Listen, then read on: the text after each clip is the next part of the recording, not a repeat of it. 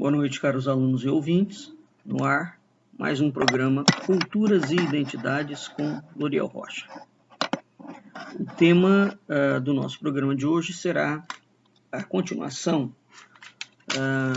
do programa do dia 28 de abril, Fernando Pessoa e os Templários, parte 2. Nós estamos efetuando a leitura, comentários, do texto de Pedro Teixeira da Mota, o português Pedro Teixeira da Mota, Fernando Pessoa e os Mestres. No programa passado, nós fizemos uma introdução sobre Fernando Pessoa, fazendo uma consideração desta ligação, que pode ser uma ligação tida como estranha, né, ou como improvável. Quer dizer, a ligação de Fernando Pessoa com os Templários, dado que os Templários, a ordem do Templo, foi suspensa, né, ainda na Idade Média. Bem, em Portugal, a ordem do Templo tem uma sucessora, tem uma sucedânea legítima, né, e única. Não há outro caso na Europa, e é preciso que se atente a isso. Só existiu uma ordem que sucedeu aos Templários, legitimamente falando, por reconhecimento papal, inclusivamente, que é a Ordem de Cristo em Portugal. Então, aqui é preciso que se distingua algumas coisas. Quando se fala em Templários, os Templários portugueses, a Ordem do Templo em Portugal, desenvolveu-se de uma forma completamente sui generis, diferente da Ordem do Templo na Europa. Uma coisa é uma coisa, outra coisa é outra coisa. Então, quando se fala em Templários, não se pode colocar tudo dentro do mesmo saco. A Ordem do Templo de Portugal, ela tem uma configuração. Aqui eu chamo a atenção para um aspecto somente. Só podia ser templário em Portugal quem fosse nascido em Portugal. Portanto, os templários portugueses são portugueses, né?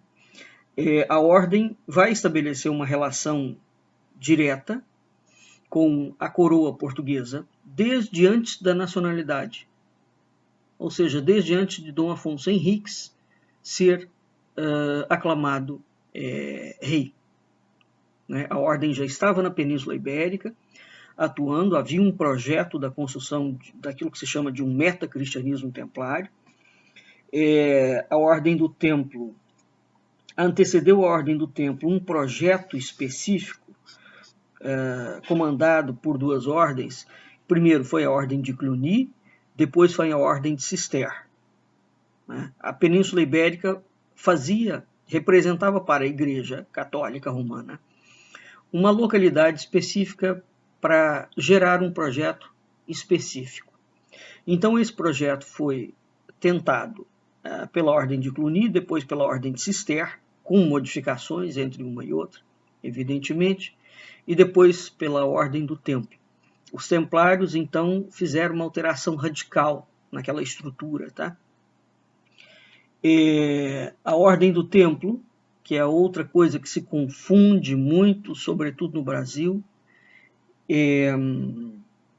a Ordem do Templo não é uma ordem católica.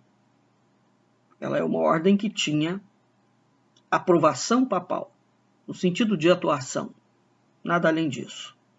A Ordem do Templo é uma ordem privada, né? Tanto é que vai surgir uma configuração que não existia, chamado de cavaleiros que serão monges. Ora, cavaleiros é um título que se aplica à nobreza. Então é uma ordem de nobres, né, que tem uma licença papal de atuação. Vamos falar dessa forma muito simplificadamente. A ordem nunca foi extinta. exatamente porque ela é privada, ela não pode, a igreja não tem autoridade gerativa sobre ela. Entretanto, ela pôde ser suspensa, né? Porque o Vaticano, aí sim, ele tem autoridade para, uma vez que havia uma relação entre o trono e o altar, né? O Vaticano tem autoridade, uma vez que a ordem atuava com licença papal, o Papa pode suspender essa licença, mas ele não pode fechar a ordem. Seja como for, aquela situação toda que acontece na Península Ibérica, na Europa como um todo, da Ordem do Templo de fato ser extinta, exterminada. Em Portugal, esse caso não acontece. Dom Dinis se antecipa àquela decisão. Havia muita espionagem naquela época, como há até hoje, isso é um negócio comum dentro dos governos. A coroa portuguesa já sabia das intenções que estavam sendo tecidas entre França e Roma. Então, isso com anos de antecedência. Então, Dom Dinis se antecipa e transforma a Ordem do Templo em Ordem de Cristo, inclusive mantendo as mesmas comendas, mantendo o mesmo patrimônio, mantendo o mesmo contingente. Faz, evidentemente, algumas modificações no que diz respeito à relação que a nova ordem vai passar a ter com a coroa portuguesa, né? É essa ordem de Cristo, portanto, que vai ser a autora, mentora e patrocinadora dos descobrimentos marítimos, não é a coroa portuguesa. E é a esta ordem do Templo de Portugal que Fernando Pessoa se refere, portanto, como iniciado nos 3 graus da ordem, né? Bem, então, essas coisas todas, Fernando Pessoa nasce no século XIX, não é? Século XIX, século XX. Quando ele nasce, a ordem já tinha sido suspensa. Então, que templarismo é esse, né?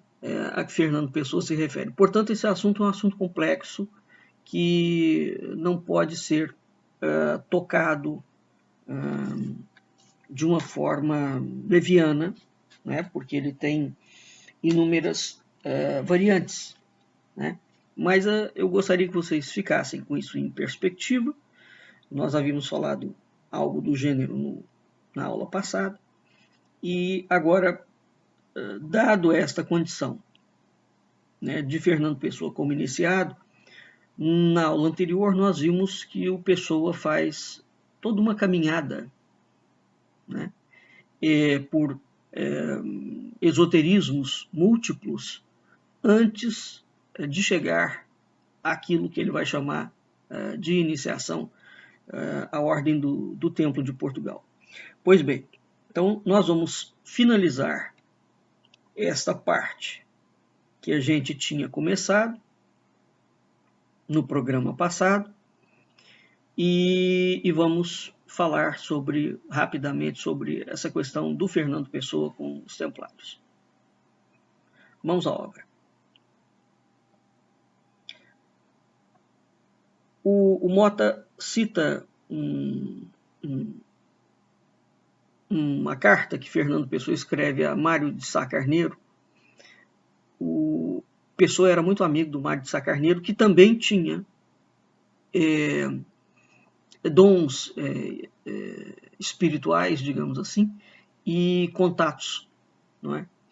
Então, o Mário de Sá Carneiro, numa carta em 24 de junho de 1916, ele afirma que Pessoa, tem contatos com a teosofia, com o ocultismo, né?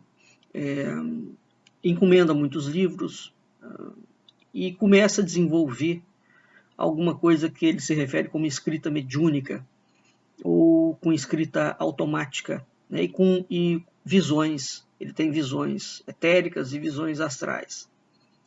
E o próprio Pessoa escreve de próprio punho que isto não é o vulgar desenvolvimento das qualidades de médium, ou seja, isso que está acontecendo com ele.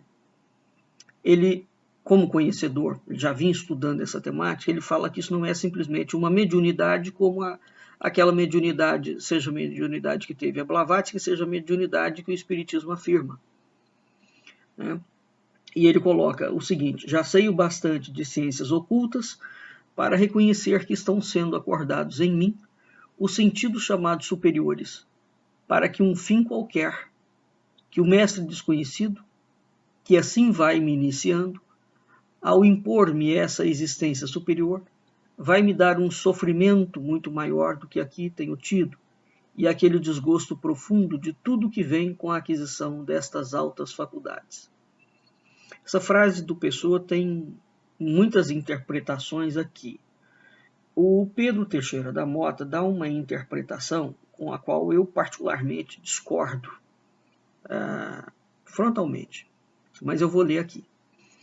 Essa concepção semitrágica do caminho do despertar e da relação com o mestre, provavelmente devedor em parte da literatura teosofista, nomeadamente da Voz do Silêncio de Helena Blavatsky e da Luz no Caminho de Mabel Collins, obras que traduzira para a editora M. Teixeira, surge de novo cristalizada numa concepção algo temível dos mestres em 29 de novembro de 1920, desta vez na carta à sua namorada Ofélia, justificando a sua primeira separação. Quem sabe de uma relação que talvez o tivesse tornado mais mestre da sua vida e corpo. Abre aspas. Que isto de outras afeições e de outros caminhos é consigo, Ofelinha, e não comigo. O meu destino pertence a outra lei, de cuja existência a Ofelinha nem sabe, e está subordinada cada vez mais à obediência a mestres que não me permitem nem perdoam. Então, aqui o Mota coloca que, faz um comentário, que os mestres não obrigam a nada. Isso é uma interpretação pessoal dele, porque eu tenho certeza absoluta que, neste caso específico, o Mota não está sabendo o que está falando. Não é? No que diz respeito a essa relação entre mestre e discípulo. Portanto, essa palavra obrigação, ela não pode ser entendida como alguém que manda e o outro que obedece. A relação é diferente. O que está consubstanciado aqui é o seguinte, na frase do Pessoa. Ele não só sente um influxo espiritual, né, que vem de uma parte que não é dele, e provavelmente esse contato, ou essa iniciação que dá-se fora do plano físico, isso aqui já é uma coisa muito interessante, porque a partir do momento que o Fernando Pessoa afirma que foi iniciado na Ordem do Templo de Portugal, a iniciação, portanto, ou a parte importante da iniciação não é feita no plano físico, não é? Ela é feita num outro dimensional. Isso aqui é que é uma situação interessante.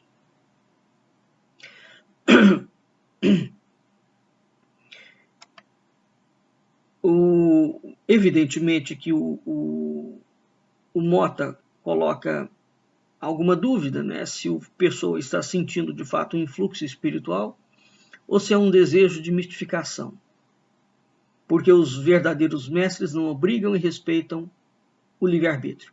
Então isso aqui é uma fala do Pedro Mota, da Mota, que não faz o menor sentido, a meu ver, porque demonstra um completo desconhecimento de como se dá essa relação. Mestre e discípulo, né? Então, o Pessoa também tem, mais ou menos nessa época, um texto sobre os 3 níveis da iniciação. Ele fala que há uma iniciação exotérica, uma com X, portanto exterior, uma iniciação esotérica, que é uma iniciação interior, e uma iniciação divina. Né? Esta aspiração, consubstanciada no modo de vida e de meditação, né, não abole a ajuda indispensável dos mestres, muito pelo contrário. Então, ele afirma que quando o discípulo está pronto, portanto, o que ele quer dizer é o seguinte: ele fez uma caminhada antes de entrar, né, à ordem do templo. Né? Então, os casos de, entre aspas, mediunidade do Fernando Pessoa, inclusive os heterônimos do Fernando Pessoa, nós falamos sobre isso também, não são meras expressões literárias. Os heterônimos de Pessoa são, sobretudo e antes de tudo, quase que um efeito desse processo de iniciação. Né?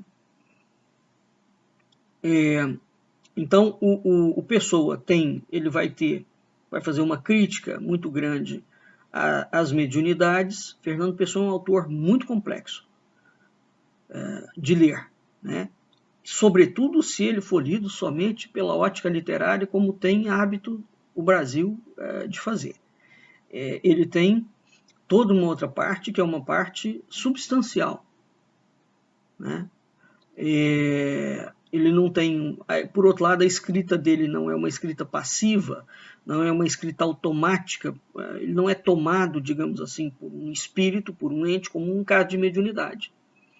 A mediunidade kardecista, aliás, desculpe, ela pode ser tida como uma escrita automática. Você tem um espírito, não é, que se comunica, e o espírito é o autor, digamos, do texto.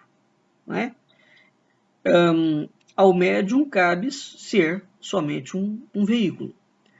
O Pessoa coloca claramente num poema dele e que ele não é o autor daquilo que ele escreve, mas ele é o arauto.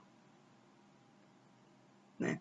O fato dele não ser o autor, né, ou de não querer atribuir a si nenhuma autoria, refere-se a essa personalidade do Pessoa, quer dizer, há um campo de discussão aqui que a gente pode abrir. Não é? Eu conheci pessoalmente uma poetisa folclorista que fazia poemas de improviso, poesia de improviso, uma das coisas mais impressionantes. Ela também se recusava a ser autora daquilo que ela falava. Não é? E também era uma iniciada. Exatamente porque atribuía a si algo como o Pessoa se atribui. Ele é o arauto de quem? Né? Há algo que fala, então não é um processo mediúnico. Né? As situações podem parecer similares, esse processo de expressão, mas ele não é. Né? Nos anos seguintes, depois de 1917, Fernando Pessoa faz a sua transição ou aprofundamento do paganismo para o chamado caminho iniciático.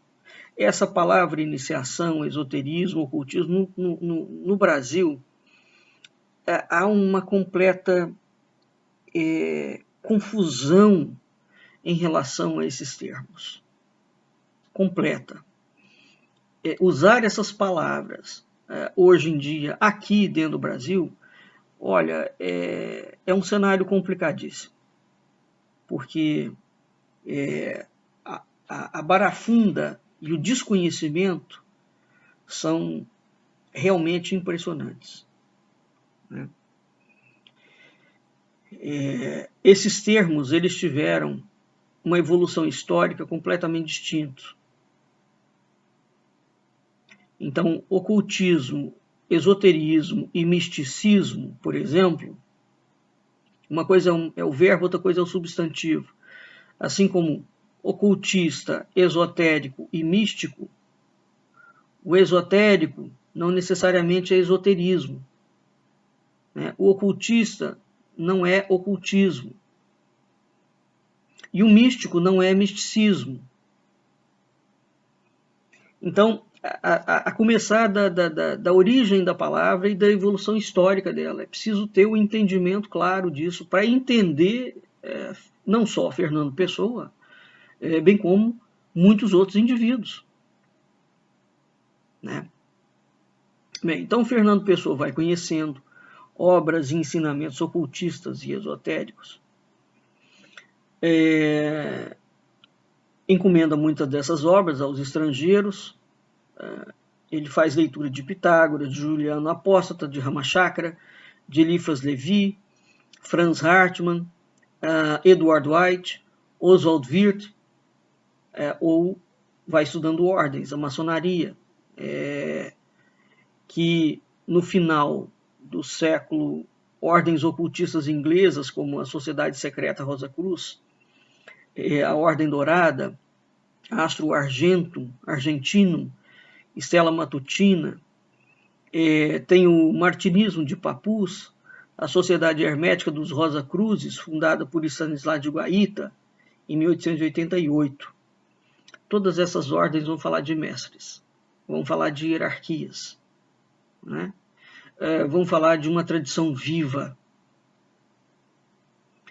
e vivida por muitos espíritos conscientes ou capazes de se moverem ou de contactarem os seres dos sucessivos degraus ascensionais de uma hierarquia, e onde dentro dessa hierarquia, inclusivamente a dita angélica, não é? Você encontra, portanto, uma escala de poderes e de forças que é preciso separar muito bem uma coisa de outra coisa. Fernando Pessoa, por exemplo, então, ele lida com isso, lida com a ideia da Santíssima Trindade, portanto, Pai, Filho e Espírito Santo. Ele investigará tudo isso, teorizará e tentará, né, ao menos divulgar que há uma ordem terceira, ou uma ordem sebastianista, e uma ordem de Cristo, ordem templária de Portugal. Então ele é um dos homens que fala sobre isso abertamente. Né? Bem, com efeito, a noção dos mestres, dos psicopompos, um psicopompo é um passador de alma. Tá? Quando vocês virem, por exemplo, uma iconografia de São Miguel, onde São Miguel segura uma balança, né, uma das mãos, com cabeças colocadas nos pratos, ele está na condição de psicopompo, de um passador de alma. Né? A alma vai ser julgada e ela vai ser passada. Aquela célebre passagem, né, do barqueiro Caronte levando a alma para o mundo dos mortos, é um psicopompo, não deixa de ser um tipo de psicopompo. Ele faz um tipo de trânsito. Embora o psicopompo, especificamente falando, ele pesa. Então, nós temos no Egito, por exemplo, a deusa Ma'at. Né? Eu tenho um artigo meu no Medium sobre os passadores de alma, os psicopompos. São entidades poderosíssimas, não é? E são elas que encaminham as almas de um mundo para outro mundo. Porque se não houver este encaminhamento, a alma fica retida do lado de cá. O caminho de Santiago de Compostela, o famoso caminho de Santiago de Compostela, que era um caminho celta, é o caminho dos mortos.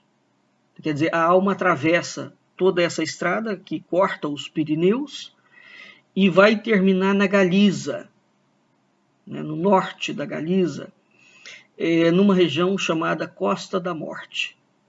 O Atlântico seria, portanto, para a perspectiva celta, a dimensão, o espaço onde a alma passaria para o outro mundo. Então, o Atlântico tem, e é interessante, né? Porque o Atlântico terá, na tradição celta e não só, essa ideia de outro mundo. Tá bem? Então, o psicopompo é um ser hierarquicamente posicionado que ajuda a fazer esse trânsito e o peso das almas, né?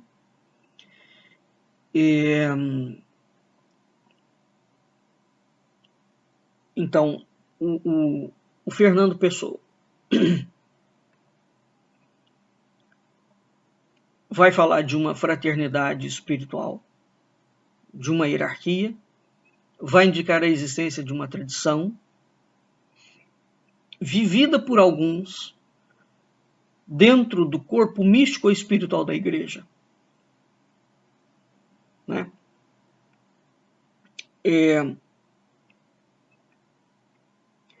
Cada povo, cada país, cada cultura terá, né, caminha paralelo com as religiões das culturas, a ideia de uma tradição. Então, a ideia de mestres e de ordens espirituais. Então, nós temos, digamos, duas vertentes. Uma vertente religiosa, oficial, e uma outra vertente que é a vertente de uma tradição. Então, o Fernando Pessoa deixou textos nos últimos anos da sua vida sobre a Ordem de Cristo, a Ordem Templária de Portugal. Ele deixou textos com reflexões espirituais profundíssimas. Em 1919, ele escreve cartas aos ocultistas Hector D'Urville e seu filho, Henri, diretores do Instituto de Magnetismo e Psiquismo. Não obtém resposta, pedindo informações sobre o curso de correspondência de magnetismo pessoal e descrevendo o seu psiquismo como o de um histérico neurastênico, com pouca força de vontade, e confessando ainda divertidamente que a minha vida psíquica é uma espécie de curso de desmagnetismo pessoal. Veja como Fernando Pessoa é uma figura complexa, né?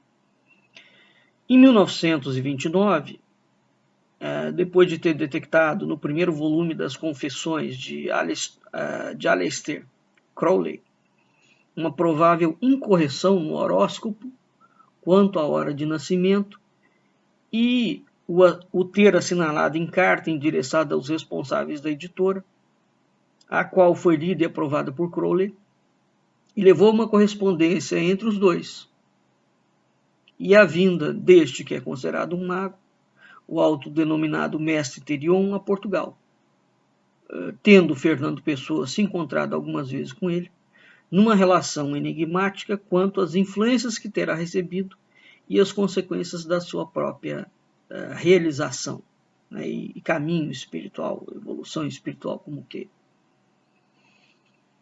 Todavia, num escrito não datado, mas o Mota acha que é depois de 1930, depois dessa estadia do Crowley em Portugal,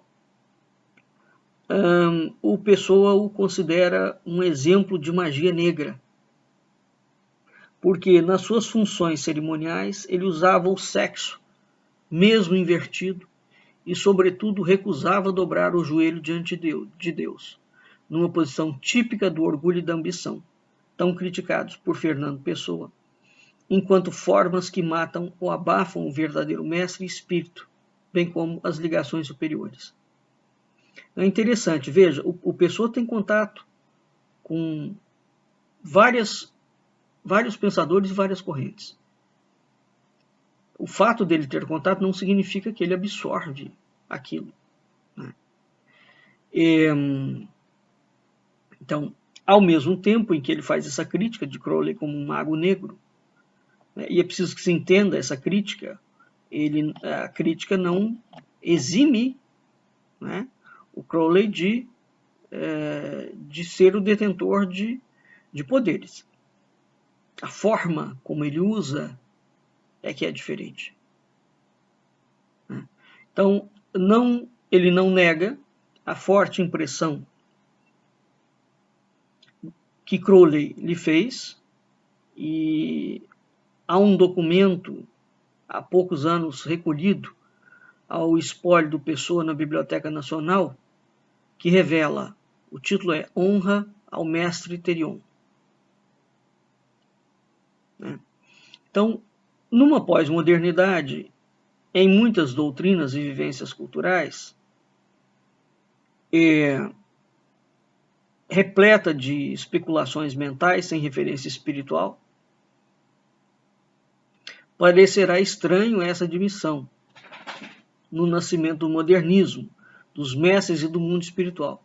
Mas se nós olharmos pela Europa adentro, nós vamos encontrar casos exemplares, como de Rilke, Yeats, Mallarmé, o próprio Guénon, Gustave Meyrink, Thomas Mann, Eliot, René Dumas, Hermann Hesse, que tinham sido antecedidos no romantismo por Goethe, Black, Balzac, Nerval, Novalis, Villiers-Adam, os quais dão um testemunho nítido desse mundo, né, desses contatos. E entre os quais o Fernando Pessoa se pode afirmar como um confrade, um irmão. Né? Ele não está dizendo que eles são templários, mas ele está dizendo que essa relação de referências espirituais, de hierarquia, de tradição, outros falaram antes dele. Né? Agora, o próprio Pessoa afirma-se iniciado nos 3 graus menores dos templários. E ele faz questão de distinguir os templários da maçonaria. Tá claro? E mesmo os textos que a maçonaria, que o Pessoa tem um texto que ele escreveu especificamente para a maçonaria. Mesmo esse texto é um texto que é preciso entender o que ele está chamando de maçonaria ali. Né? E dá para entender isso lendo parte da obra dele sobre os 300 que nós do IMUB publicamos, né, no Brasil. Ela nunca foi publicada. Portanto, repito novamente, tem nuances naquela questão ali.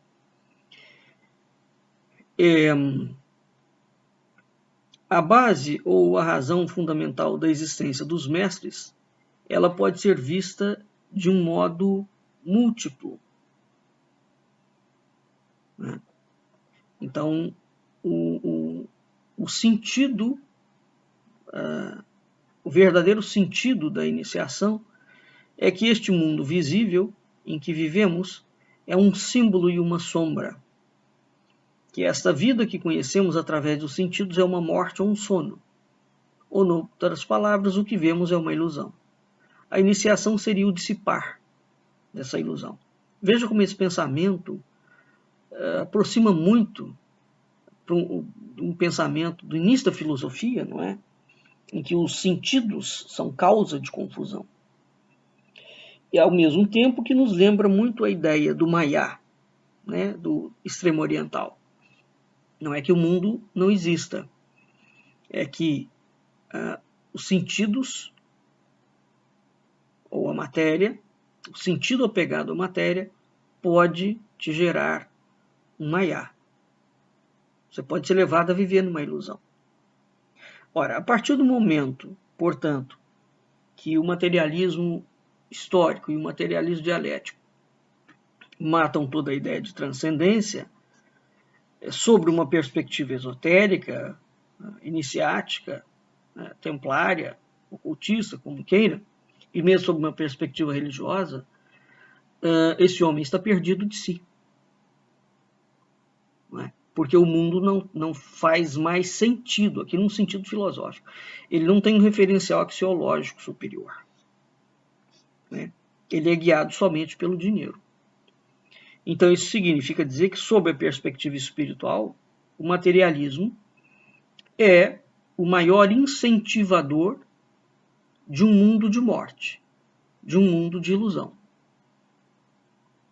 né?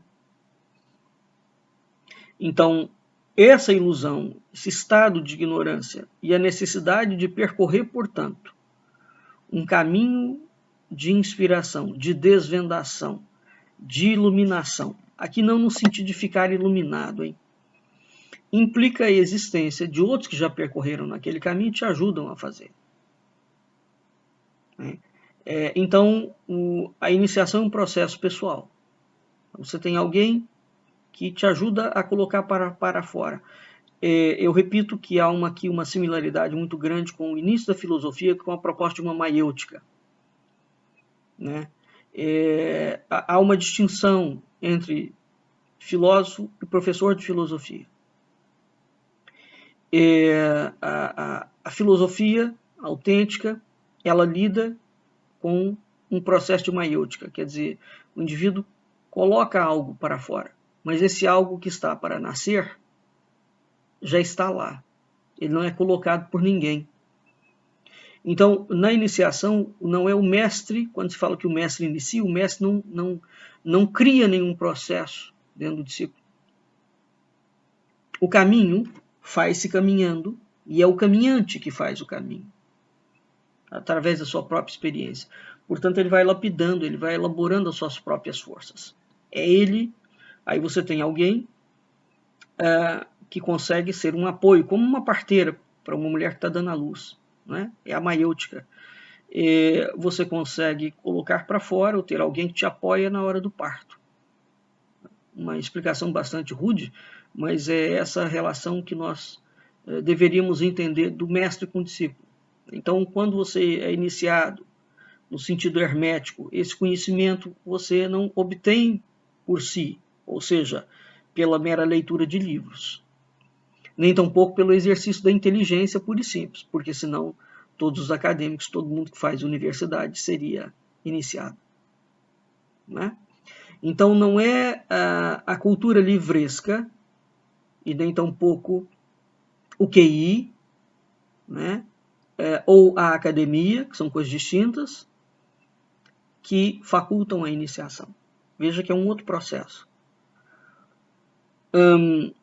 Então, os mestres inspiram, catalisam, transmitem energias, impulsos, práticas, né? Mas o caminho é feito pela pessoa, né? Bem, quando Fernando Pessoa, depois de ter se ingrado,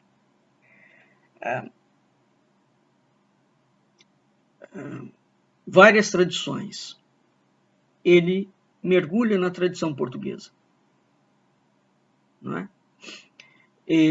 Então ele vai considerar mestres certas figuras eleitas para o seu breviário, seu livro mensagem, Dom Afonso Henriques, Dom João I, Bandarra, Antônio Vieira, né? Que pelo espírito profético que possuíam e a capacidade de clarividentemente vencerem as limitações do tempo e da mente, são os arautos denominados pelo Pessoa, com sucessivos sentidos, de o Encoberto e o Quinto Império, né? Aqui tem Dom Diniz, que foi o transmutador dos templários portugueses, ameaçados de suspensão. O Mota coloca extinção, essa palavra está incorreta, os templários foram suspensos, eles não foram extintos. Então é o rei Dom Diniz que transforma os templários portugueses nos cavaleiros da Ordem de Cristo. E é sobretudo o infante Dom Henrique, que se torna o governador da Ordem de Cristo, que adota como princípio o lema da sua tentativa de ressurgimento da Ordem Espiritual de Portugal, por ele denominada como Ordem Templária ou Ordem de Cristo de Portugal, e do qual o próprio Pessoa, falará o seguinte, abre aspas, pertenço à Ordem Templária de Portugal. Posso dizer e digo que sou templário português. Digo-o devidamente autorizado. E dito, fica dito. Não há dúvida aqui em relação a isso. A não sei que se pense que o Fernando Pessoa estava de gracejos, né? Com seus contemporâneos, dos com mais conhecimento espiritual, ele vai se corresponder pedindo informações sobre o sebastianismo, por exemplo, com Sampaio Bruno, autor do Encoberto, autor da Ideia de Deus, né, autor dos Cavaleiros do Amor, embora ele tenha recebido muito pouca informação de Sampaio Bruno. Ele conhece o poeta do Marão, Teixeira de Pascoais, e Leonardo Coimbra, que é um filósofo impressionante, com quem dialogou algumas vezes. Ele fala com Antero de Quental. Então, Pessoa descreve, portanto, o Bruno, o Pascoais, o Coimbra e o Quental como os elos mais próximos da tradição espiritual portuguesa. Em especial Antero de Quental, de quem ele traduziu vários dos seus sonetos para o inglês, e pensou que ele tinha falhado no caminho iniciático da Ordem de Cristo por ligações maçônicas. Mas é algo que ainda precisa de comprovação. Raul Leal, o português Raul Leal, foi iniciado por Crowley. Tem ainda Almada Negreiros, Augusto Ferreira Gomes, César Porto, Augusto de Santa Rita, Manuel de Menezes. Foram também alguns indivíduos dialogantes à sua volta ou sob os mestres. Então, o Pessoa vai fazendo uma caminhada com a própria tradição portuguesa. Ele reconhece ou intui os mestres, aceita implicitamente a existência de discípulos ou neófitos ou adeptos, teorizou as condições da iniciação, não é? Fala muito sobre a Ordem Templária de Portugal, desenhando até os rituais, né, para os neófitos. Fala claramente de mestres, que são seres entre a humanidade adormecida e a divindade desconhecida. Esses mestres vão servir de pontes, de guia, de um modo sutil, invisível, né? E vão influenciar, digamos, a evolução da humanidade. Aqui não no sentido darwiniano, hein? Também, tudo isso que nós estamos vendo, todas essas palavras, elas têm texto e contexto. Né? Fernando Pessoa dedica várias poesias à inteligência e à visão, né? A inteligência superior, a visão superior. Ele tem uma poesia intitulada Superiores Incógnitos. Né? Parte dessa fala dele é o seguinte: nunca os vi, nem lhes falei, e eles me têm guiado, segundo a forma e a lei. Do que ainda que conhecido, tem que ficar ignorado.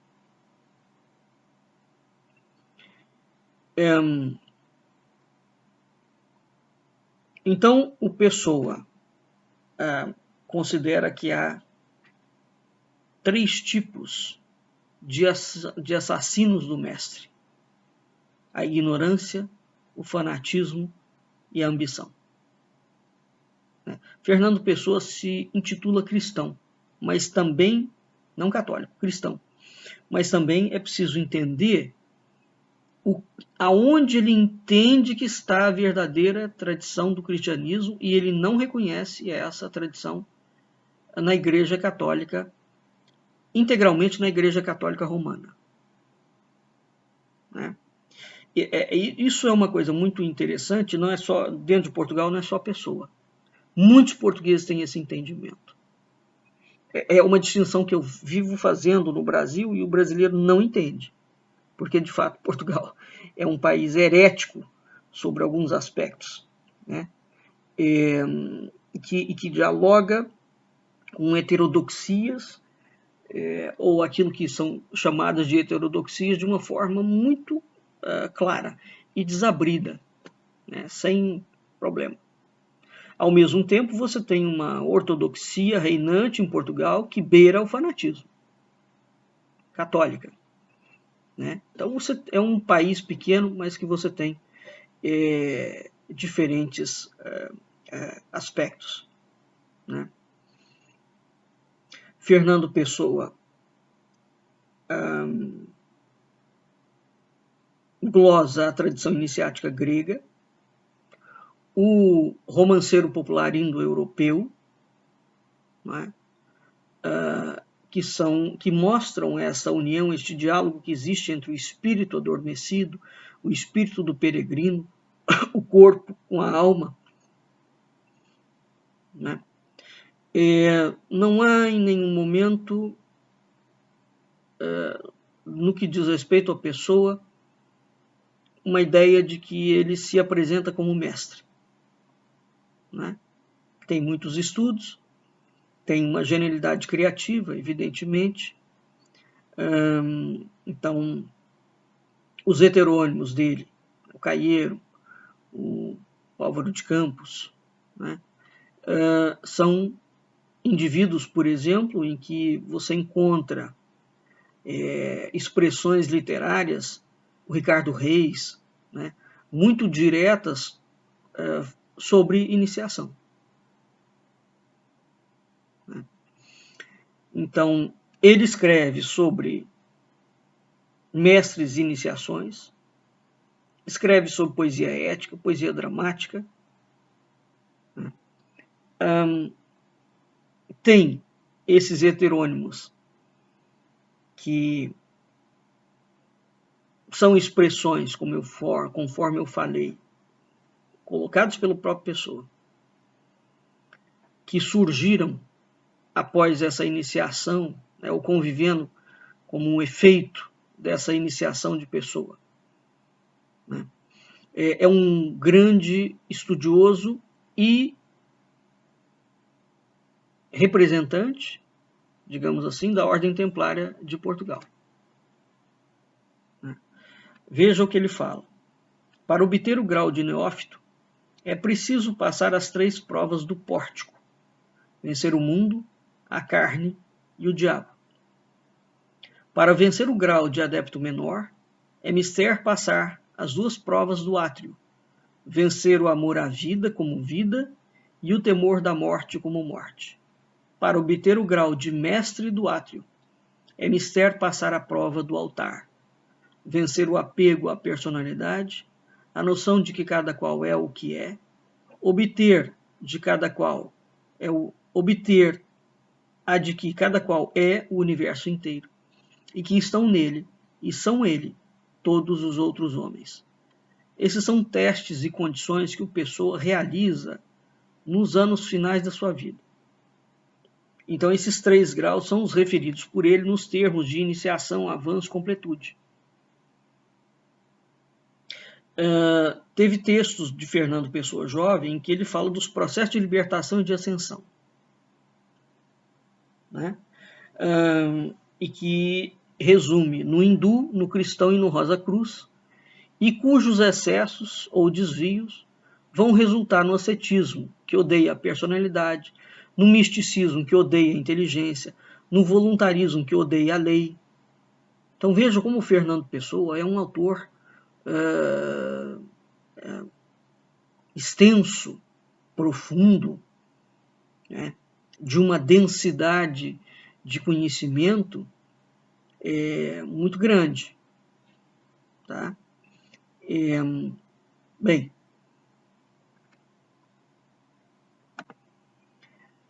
faz parte de todo esse conjunto os textos dele sobre simbólicas, falando sobre o desejado, sobre o encoberto, o mestre, né, o Cristo.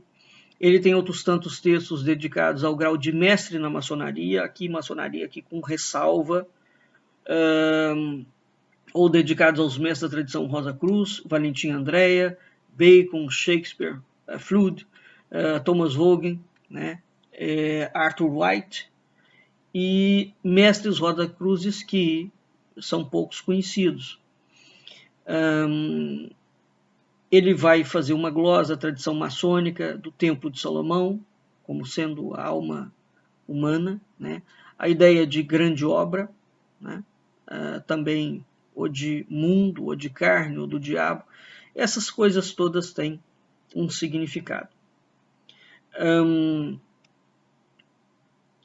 Vai falar sobre o fundamento do terceiro olho, portanto, a ideia de visão, né, de um corpo espiritual imperecível ou de glória.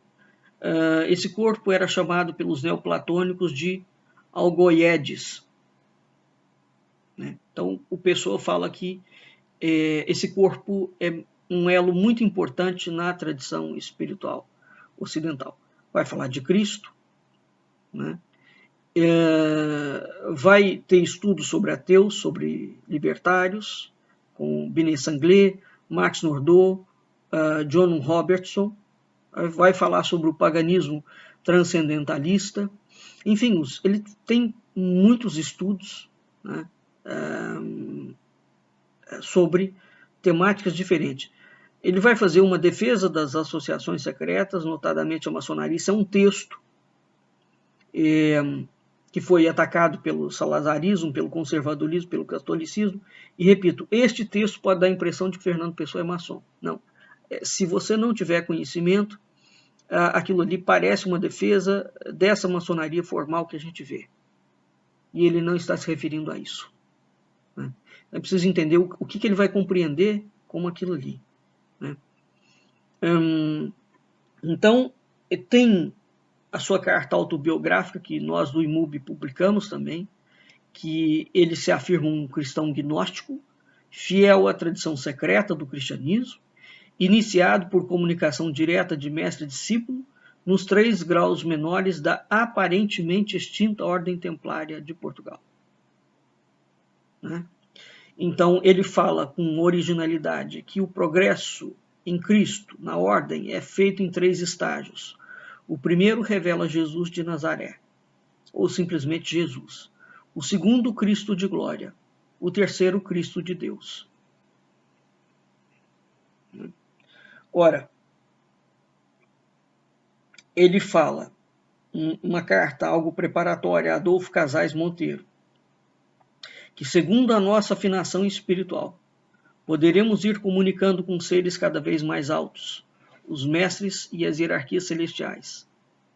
Em outro texto ele fala, a nossa comunicação, mesmo na sua maior elevação, não pode ir mais além do que a segunda pessoa.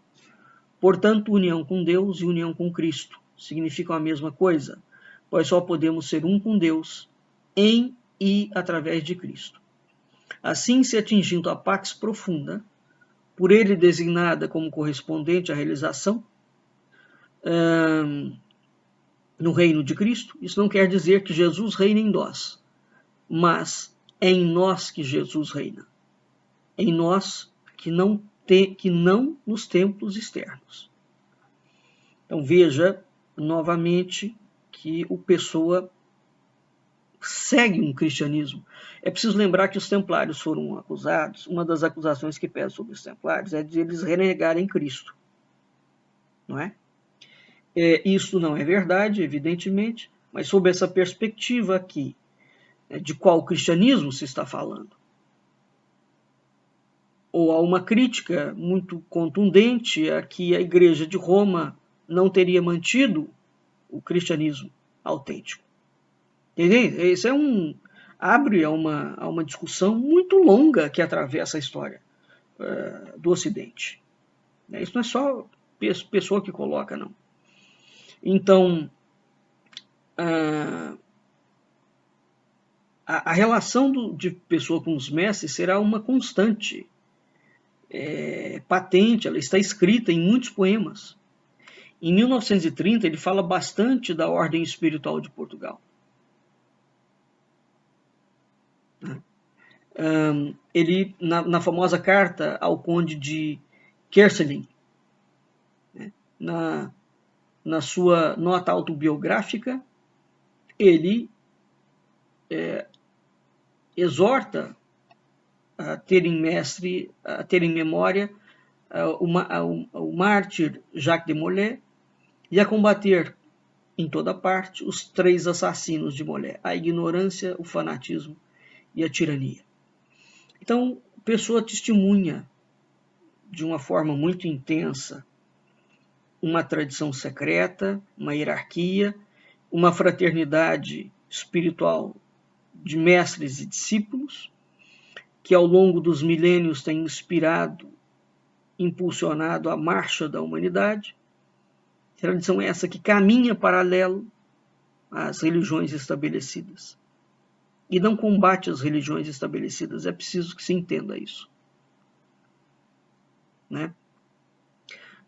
Então, esse caminho não é uma imposição, né? Então, não é o único que vai falar de uma realização espiritual, de uma realização divina, que vai fazer críticas às religiões estabelecidas, mas, ao mesmo tempo, repito, vai falar, e mais do que falar, vai dar o seu testemunho pessoal de que pertenceu a uma tradição. Bem, chegamos ao fim, nós vamos ficando por aqui e até a nossa próxima aula. Leiam Fernando Pessoa.